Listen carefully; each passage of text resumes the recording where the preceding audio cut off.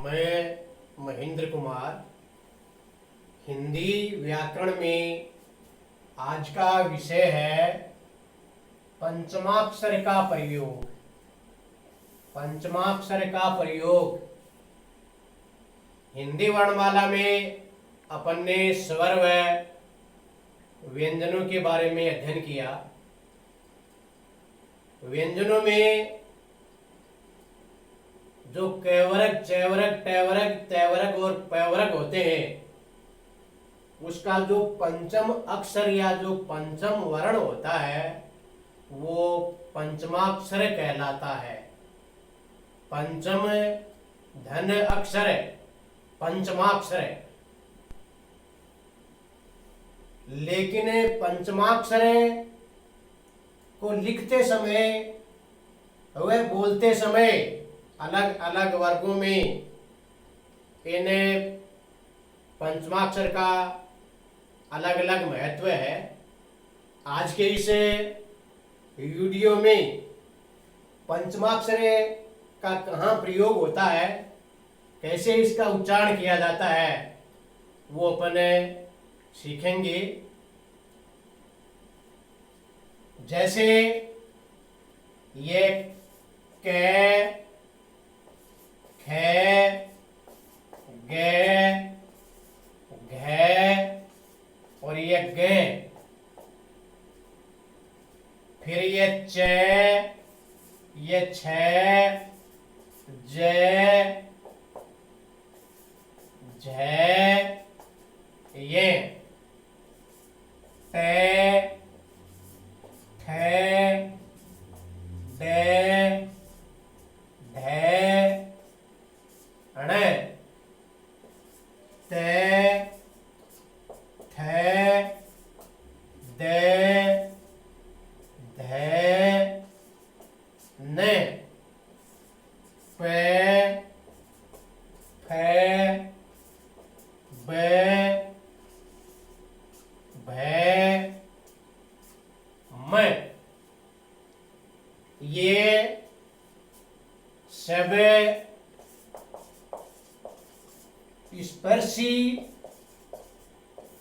व्यंजन है। इसका अपन उच्चारण करेंगे तो अपने जीवा है वह मुंह के अंदर कभी तालू, कभी होठ, कभी दांत, कभी इसका उच्चारण कंठ से होगा।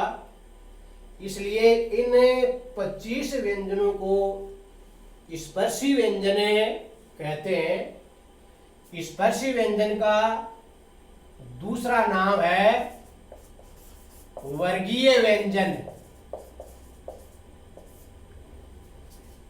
ये कैवर्ग है,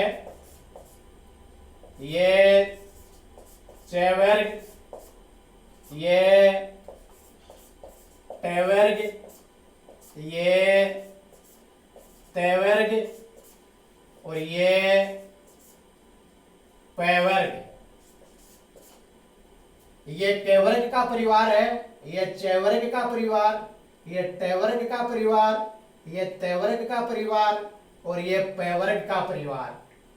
इसलिए स्पर्शी व्यंजन का दूसरा नाम वर्गीय व्यंजन भी है। अब जैसे कैवर्ग का ये पहला वर्ण है, ये दूसरा, ये तीसरा, ये चौथा और ये पांचवा। 1 2 3 4 5। ये कै, चे, टे, ते, पे, इन्हें वर्गों के पहले वर्ण। ये खे, छ, ठ, थ, फ, ये इन्हें वर्गों के दूसरे वर्ण, ये तीसरे और ये चौथे और ये पांचवें। तो ये पंचमें वर्ण या इसको पंचमाक्षर कहते हैं कि वर्ण का दूसरा नाम अक्षर भी है। इसलिए ये ग, ये, अणे, ने और म ये पंचम वर्ण है। यही पंचमाक्षर कहलाता है। अब एक होता है अनुनासिक। अनुनासिक अर्थात जिसका उच्चारण मुंह और नाक से किया जाता है। एक होता है निर्नुनासिक, इसके अंदर केवल नाक से ही उच्चारण किया जाता है।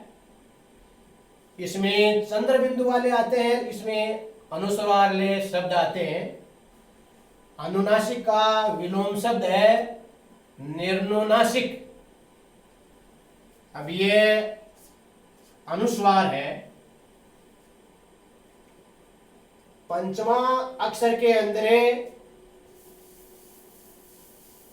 लिखते या बोलते समय बड़ा ही ध्यान रखा जाता है। अब कहां किस वर्ग का पंचम वर्ण आता है इसके बारे में जानकारी दी जाएगी। जैसे मान लीजिए क वर्ग है तो इसका एक ये शब्द है गंगा। ये मान लीजिए ये शब्द है दिनांक,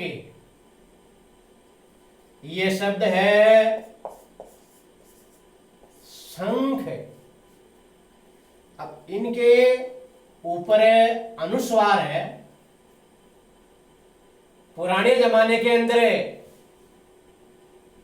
इस अनुस्वार के स्थान पर इस पंचम वर्ण का ज्यादा प्रयोग किया जाता था।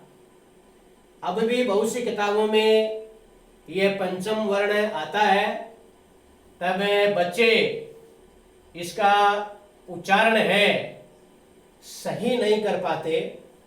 जैसे यह गंगा है तो इसमें ये ग के ऊपर अनुस्वार है और अनुस्वार के बाद में ग अर्थात क वर्ग के परिवार का कोई वर्ण आया है तो इसके स्थान पर, अनुस्वार के स्थान पर अपन इसको लिखेंगे तो इसका पंचम वर्ण यह ग आएगा। जैसे गंगा को ऐसे लिखा जाएगा ग, ये एक तो ये, दूसरा ग, और ये गंगा, ये भी सही है, ये भी सही है और ये भी सही है। इसकी जानकारी न होने के बाद भी बच्चे इसको गड़ंगा बोल देते हैं। इसलिए ये पंचम वर्ण है। आजकल ये अनुस्वार में बदल गया। मान लीजिए दिनांक है तो ये दी, ये नाम, ये ऐसे दिनांक, ये ऐसे होगा। बच्चे इसको नई जानकारी है तो दिनांक बोलेंगे। शंख है तो ये से और ये ग और ये ख, ये शंख की ध्वनि आएगी। आजकल भाषा का सरलीकरण करने के लिए इस पंचम वर्ण की जगह ये जो अनुस्वार होता है यह काम में लिया जाता है। तो क वर्ग के का कोई भी वर्ण है उसके ऊपर अनुस्वार है, उसके आगे क वर्ग का कोई वर्ण आएगा तब अपने पंचम अक्षर की जगह यह ग का प्रयोग करेंगे। इसके बाद जैसे मान लीजिए दूसरा है यह च वर्ग, इसका पंचम वर्ण यह है तो एक शब्द है जैसे ये मंजू।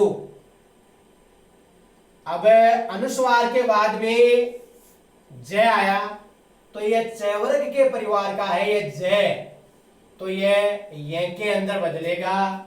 इसको आप ऐसे लिखा हुआ मिलेगा कई जगह। जैसे ये है संचार, तो अनुस्वार के बाद में ये च आया तो ये ऐसे इसका पंचम वर्ण ये संचार, संचार ऐसे ये लिखा जाएगा। जैसे एक शब्द है झंझट, लफड़ा झगड़ा। अनुस्वार के बाद में ज है, तो ये भी च वर्ग के परिवार से ही है, तो इसको भी ऐसे ये झन झ ट, तो ये दोनों ही सही हैं। इसे पंचमाक्षर की जगह बार बार मैं बता रहा हूं कि अनुस्वार का प्रयोग होने लग गया है। अगला वर्ग है ट वर्ग, ट ठ ड ढ ण, इसका पंचम वर्ण है अण। जैसे ये अपने लिखा है इसको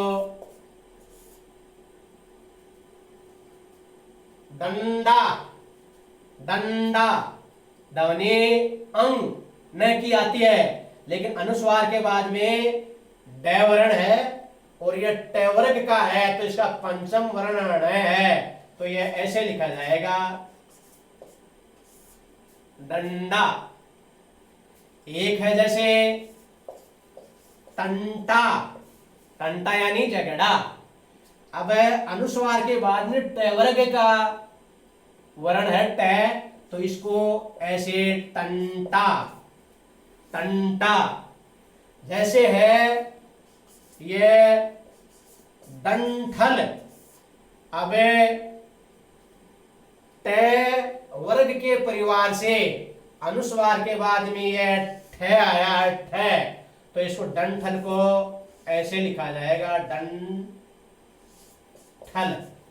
डंठल। अगला है त वर्ग, त थ द ध न, इसका पंचम वर्ण है न। जैसे ये है गंदा, अब अनुस्वार के बाद में द है, तो त वर्ग के परिवार से द है, तो इसका पंचम वर्ण न है, तो इसको अपन लिखेंगे गंदा। ये है जैसे चरणांत, तो अनुस्वार के बाद में त है, तो इसका पंचम वर्ण न है, तो इसको ऐसे लिख देंगे चरणांत, चरण के अंत में। जैसे एक शब्द है ग्रंथ, पुस्तक से अर्थ है इसका, तो अनुस्वार के बाद में थ है, तो ये इसको ऐसे लिखेंगे ग्रंथ। प वर्ग में पंचम वर्ण है म, तो प वर्ग में है म।